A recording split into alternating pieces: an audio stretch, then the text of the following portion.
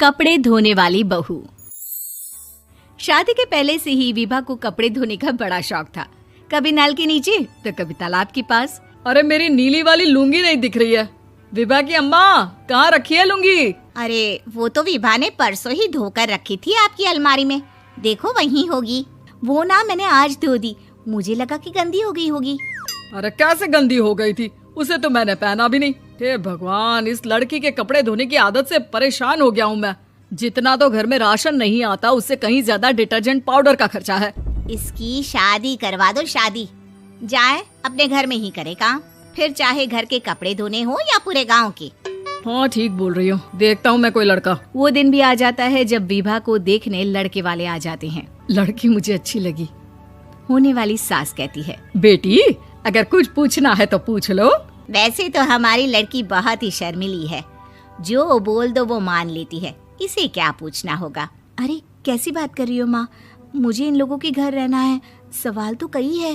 हाँ हाँ बेटा, पूछ लो ना, क्या पूछना है। आप लोगों के घर कपड़े कौन धोता है? सास का मुंह बन जाता है।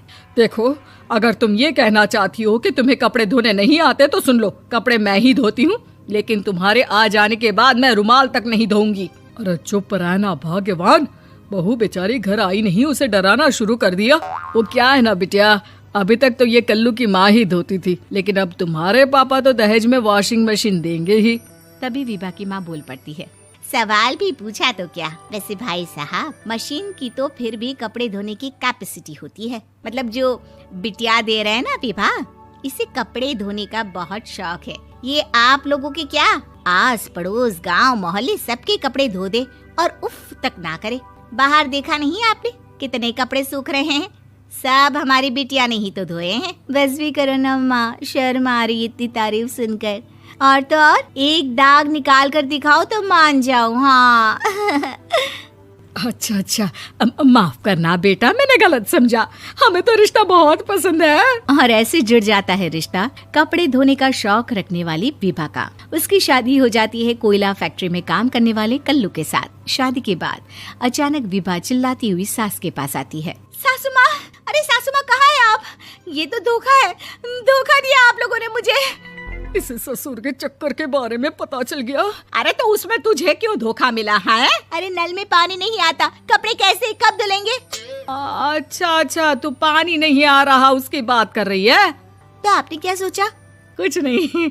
अच्छा, तेरी माँ ने कहा था कि कपड़े धोने का शौक है तुझे, याद आया मुझे। शौक बोलकर कपड़े धोने वाले मेरे जुनून को कम ना आके सासू माँ, कपड़ा धोना मेरा गुरूर है।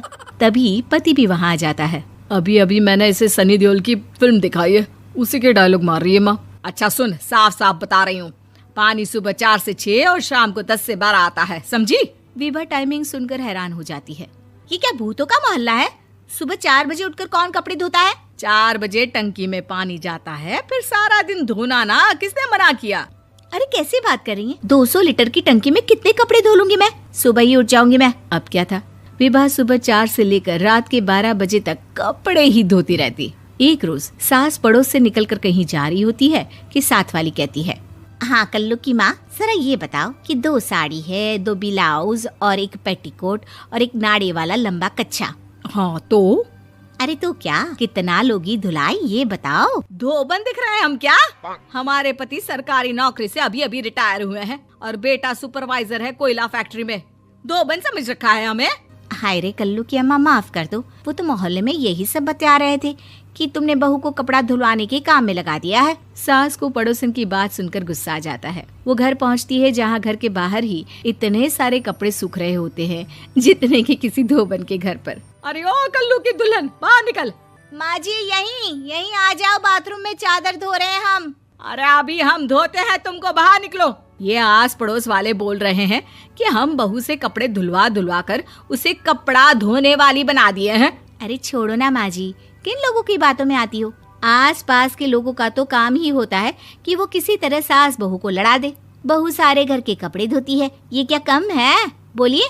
सास को भी लग जाता है कि वो बहू का ये सनकीपन नहीं छुड़वा सकती, इससे अच्छा है कि खुद ही चुप हो जाए। एक रोज सास और बहू मंदिर जाते हैं, जहाँ सास की साड़ी वहाँ खड़ी भीख मांगने वाली से मिलती है। माँ जी क्या बात है, आपकी साड़ी उस भिखारन से कितनी मिल रही है ना? हाँ हाँ देखो तो, दोनों की साड़ी मिल रही है। क्या बात है कल्लू की अम्मा, तुम खुद को तो अफसर की बीवी बताती हो और ऐसी सिंपल सी प्लेन साड़ी पहनकर घूमती हो। सिंपल और प्लेन नहीं है ये साड़ी। तो क्या सोने के धागे से फूल बने हैं? कुछ भी सासू माँ, कुछ भी। हाँ बने थे इस साड़ी में सोने के धागे से फूल। मेरे पति लेकर आए थे मद्रास से स्पेशली मेरे लिए 10,000 की। ताहे भाई साहब इस भिखारन के लिए भी सेम टू सेम साड़ी लेकर आए होंगे 10,000 की। सास उस वक्त तो कुछ नहीं कहती, लेकिन बहू के साथ घर आती है और अलमारी से एल्बम निकाल कर लाती है। ये साड़ी देख रही है, ये वही साड़ी है जिसे मैंने अभी पहना था। इस साड़ी में ये जो चमकदार फूल दिख रहे हैं ना, ये सोने के धागों से काढ़े गए हैं। लेकिन तू लोकल वॉशिंग मशीन ब्रश से घिस घिस कर सारे फूलों को निकाल कर साड़ी प्लेन कर दी। मुझे माफ कर दीजिए सासू माँ। और तो और, जब मैंने तुझे तेरी गलती के लिए कुछ नहीं कहा, लेकिन तूने तो सबके सामने मेरा मजाक ही बना दिया। क्यों? बहू को समझ में आ जाता है कि अब से उसका कपड़े धोना बंद।